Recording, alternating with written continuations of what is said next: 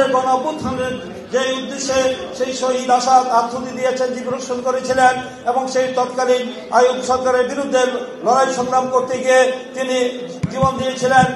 তার আত্মত্যাগের মধ্য দিয়ে 69-এর সেই ঐতিহাসিক গণ অভ্যুত্থান 24শে জানুয়ারি সেই চূড়ান্ত পতন হয়েছিল আইয়ুব সরকারের পতনের মধ্য দিয়ে 70-এর নির্বাচন, 71-এর মহান স্বাধীনতা যুদ্ধ মধ্য দিয়ে আমরা বাংলাদেশ স্বাধীন হয়েছিল। তার রক্তের পথ বেয়েই বাংলাদেশ স্বাধীন হয়েছিল। তার আজকে এই 56তম দিবসে আমরা তাকে গভীর শ্রদ্ধার সাথে আমরা স্মরণ করি। যে পরবর্তীতে আমরা দেখেছি বাংলাদেশের ইতিহাসে 69-এর গণ অভ্যুত্থান, 90-এর ছাত্র গণ অভ্যুত্থান এবং সর্বশেষ 2024-এর ঐতিহাসিক ছাত্র গণ অভ্যুত্থান, 3টি অভ্যুত্থান হয়েছে।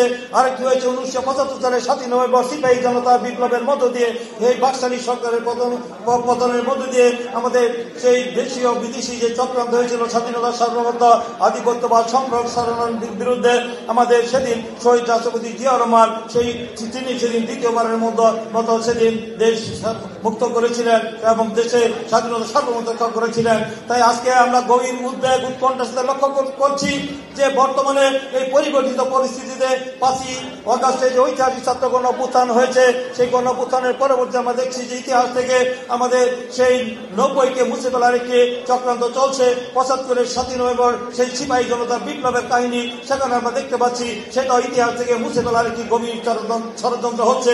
আমরা স্পষ্ট বলতে চাই, বাংলাদেশে 69 না হলে, 90 না হলে এই 2024-এর সেই গণ অভ্যুত্থান হতো না। তাই আজকে সঠিক ইতিহাস বাংলাদেশের মানুষের সামনে তুলে ধরতে হবে। আওয়ামী লীগ আমলের সেই দীর্ঘ 16 বছর ইতিহাসকে বিকৃতি করা হয়েছিল। সঠিক ইতিহাস এই দেশের তরুণ সমাজকে কাছে তুলে ধরতে হবে এবং পাঠ্য পুস্তকের সঠিক ইতিহাস যেন, সত্যিকার ইতিহাস, বাংলাদেশের সঠিক ইতিহাসটা যেন লিপিবদ্ধ করা হয় এবং শহীদ আসাদের যে 69-এর গণ অভ্যুত্থান হয়েছিল এবং সেই 90-কে আবার আমি মনে করি পাঠ্যপুস্তকে অন্তর্ভুক্ত করতে হবে এবং শহীদ আসাদের সেই 20শে জানুয়ারিকে আমরা জাতীয় দিবস হিসেবে একটি দিবস হিসেবে সরকার আগামী দিনে যে গণতান্ত্রিক সরকার আসলে সেই শহীদ আসাদ দিবসকে তারা জাতীয় দিবস হিসেবে তারা করবেন বলে আমরা আজকে দাবি করছি।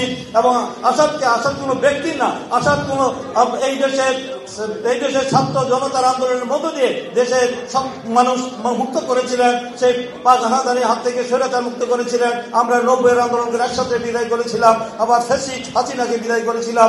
দীর্ঘ 16 বছর আন্দোলন করে একটি বৈষম্য বিরোধী আন্দোলনের মধ্য দিয়ে তার পতন হয়েছিল। তাই আজকে সেই ইতিহাসকে বিকৃতি করার জন্য চক্রান্ত ষড়যন্ত্র হচ্ছে। আবার সেই দূষণরা যেন কোন সুযোগ সুবিধা, সেই পতিত স্বৈরাচারের দূষণ দালালরা, সেই পেতত্তারা আর যেন বাংলাদেশের রাজনীতিতে অনুপ্রবেশ করতে না পারে, সেইভাবে আমাদেরকে কাজ করতে হবে। কোন চক্রান্ত ষড়যন্ত্র আমরা বরদাস্ত করবো না। আমরা জনগণকে সাথে নিয়ে আমাদের যে আংশিক বিজয় হয়েছে 5ই আগস্টের মধ্যে চূড়ান্ত বিজয় এখন হয়নি। জনগণের ভোটের অধিকার যতদিন প্রতিষ্ঠা না হবে, একটি নিরপেক্ষ সরকারের দিনে নির্বাচন না হবে, ততদিন পর্যন্ত আমাদের আন্দোলন চলবে।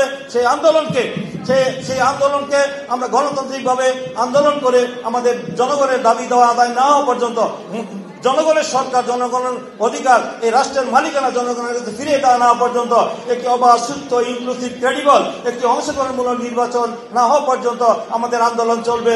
আমরা অন্তর্বর্তীকালীন সরকারের কাছে বলবো, আমাদের দাবি আমাদের একা না, জনগণের দাবি খুব দ্রুত সময়ের মধ্যে একটি রুট ম্যাপ দিয়ে এই জনগণের একটি অবাধ, সুস্থ, নিরপেক্ষ নির্বাচন একটি ক্যাপ্টিক্যাল গভর্নমেন্টের অধীনে যার জন্য এই অন্তর্বর্তীকালীন প্রস্তুতি নেবেন। এটি আমরা জনগণ এই সরকারের কাছে এই দাবি আশা করে। তাই নির্বাচিত সরকার ছাড়া দেশ পরিচালনা করা অত্যন্ত দুরূহ, কঠিন। তাই যত বেশি প্রলম্বিত হবে, তবে অর্থনৈতিক এবং রাজনৈতিক সংকট আরো ঘনীভূত হবে, দেশ একটি অস্থিতিশীল পরিস্থিতি তৈরি হবে, দেশি বিদেশি চক্রান্ত চলবে। তাই অবিলম্বে একটি নির্বাচন দিয়ে আমাদের শহীদ আসাদ যে অর্থে তারা জীবন দিয়েছেন 69-এর গণ অভ্যুত্থানের, 90-এর সমস্ত গণ অভ্যুত্থানের আন্দোলনে যারা আত্মহত্যা দিয়েছেন, জীবন বিসর্জন করেছেন, তাদের জীবন বিদাদান সার্থক হবে না। তাই তাদের রক্তের প্রতি সম্মান দেখিয়ে, শহীদের প্রতি সম্মান দেখিয়ে অবিলম্বে জাতীয় রাজনীতির সাথে একটি সংলাপের মধ্য দিয়ে আমাদের এই অন্তর্বর্তীকালীন সরকার একটি নির্বাচনের ব্যবস্থা গ্রহণ করে তারা সসম্মানে তারা ফিরে যাবেন এবং জনগণের সরকার জনগণকে ফিরিয়ে দিবেন।